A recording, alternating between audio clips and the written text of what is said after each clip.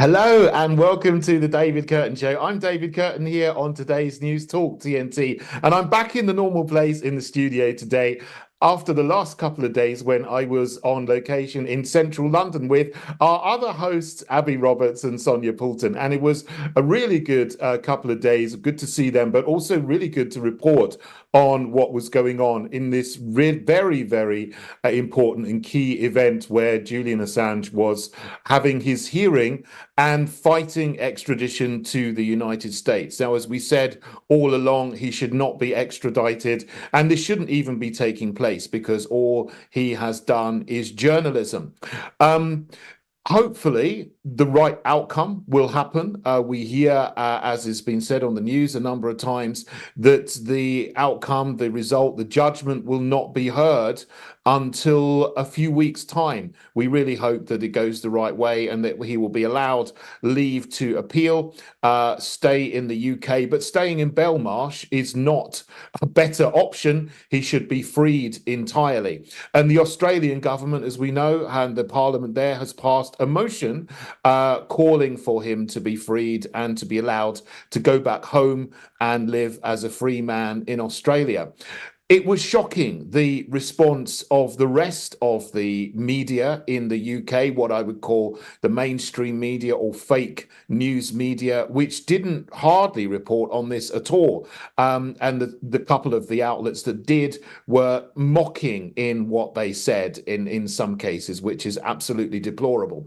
What we did get yesterday was a load of theatre and puppetry fabricated and bubbled up in Parliament about a motion on Gaza. And if you've been looking at the mainstream fake stream news, which I do sometimes just to see what they're saying, you would have seen that there's all kinds of people making accusations at each other about this motion on Gaza. One party, the SNP, wanted a motion calling for an immediate ceasefire.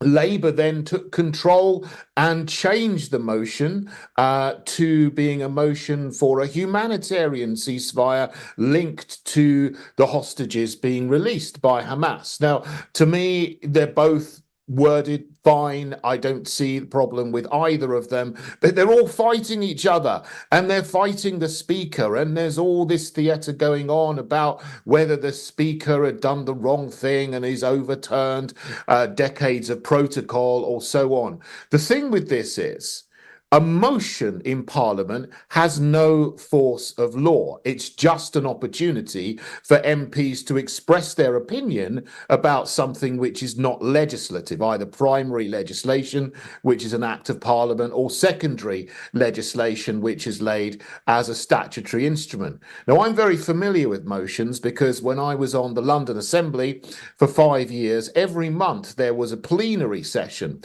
And in the plenary session, there would always be 5 to 10 motions laid by assembly members, usually, I must say, by the parties that will be considered to be on the left of the political spectrum: Labour, Lib Dems and Greens. I didn't actually lay any motion myself because I kind of felt very much like I was 1 against 24 people. So it's very hard to get a seconder to second any motion that I wanted to put down, which would have been something sensible, like there's crime here. I propose a motion that there's more police goes to this place to cut crime. That would be a motion worth putting down. A motion on Gaza in Parliament isn't going to make any difference to the situation whatsoever.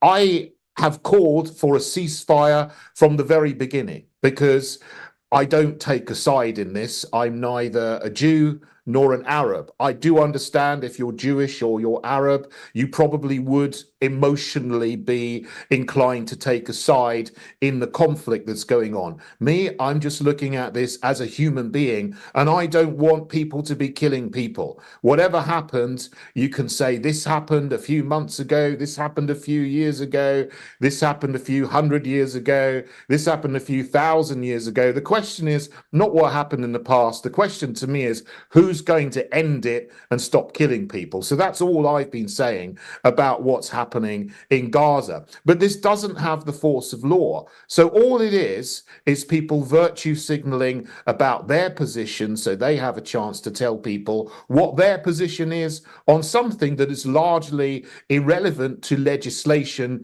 because this is not about legislating to bring in laws which will affect things happening in the United Kingdom, in the country that Parliament sits in. It's about virtue signaling about what you think about something that's going on a long, long way away.